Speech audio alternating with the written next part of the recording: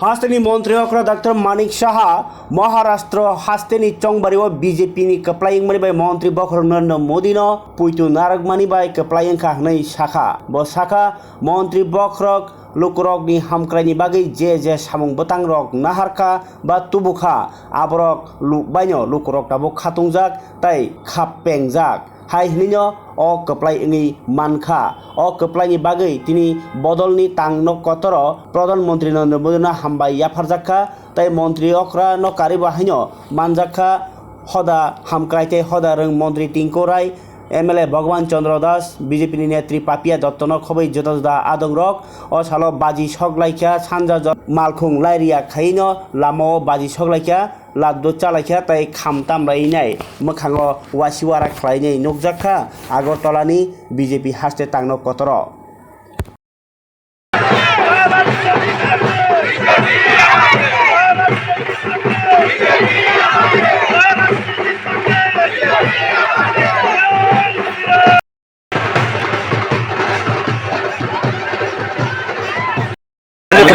তিনটি রাজ্যে আমরা মাননীয় প্রধানমন্ত্রীজির কারণে আমরা জিত হাসিল করেছি।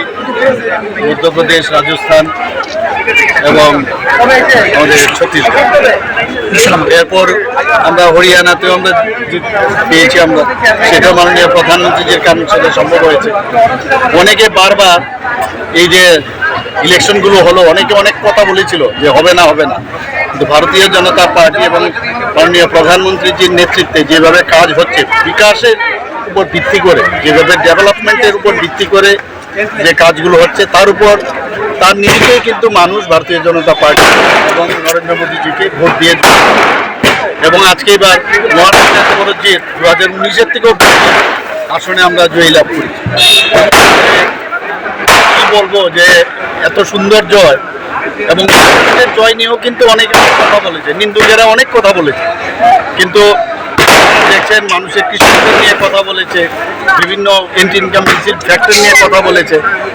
তো ইস্যুকে এক সাইডে ঠেলে দিয়ে মানুষ ভারতীয় জনতা পার্টিকে এবং এনডিএ সরকারকে সেখানে আবার এবং এই জয় মাননীয় প্রধানমন্ত্রীজির জয় এবং ওনার কারণে সম্ভব হয়েছে।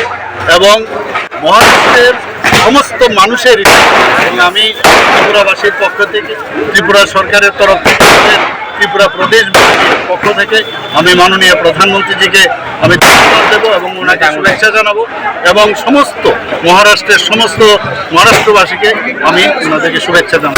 রাজ্য এবং বহিরাজ্যের বিরোধীদের ইয়া ছিল যে এই জয়টা তারা নিতে পারবে, কিন্তু তারা এটা নিতে পারেনি। তাদের উদ্দেশ্যে কি বার্তা থাকে? এর জন্য কি বলবো, যখনই এই ধরনের জয় রেজাল্টের যখন বেরোয় আমাদের ভারতীয় জনতা পার্টির পক্ষে, ইভিএম নিয়ে কথা বলে, বিভিন্ন ইস্যু পুলিশের কথা বলে, আরক্ষা দপ্তরের কথা বলে, এইসব নিয়ে ওরা আছে। এগুলো নিয়ে মানুষ বুঝে গেছে ওদের সম্পর্কে মিথ্যা আশ্বাসন দেওয়া, এক এক সময় এক একবার, কিন্তু মানুষ বুঝে গেছে এগুলো যে আর কিছু নয়। এবং এখানে যে কমিউনিস্ট পার্টি, এদের তো আর বলে লাভ নেই, এটা খুঁজেও পাওয়া যাচ্ছে না। আর রাহুল আমি জানি না আবার কয়েকদিন আপনার দেখতে আর কদিন গেলে তারপর দেবে। আর আমাদের মাননীয় প্রধানমন্ত্রীজি দেখুন, গণতন্ত্রতে জয় পরাজয় আছেই।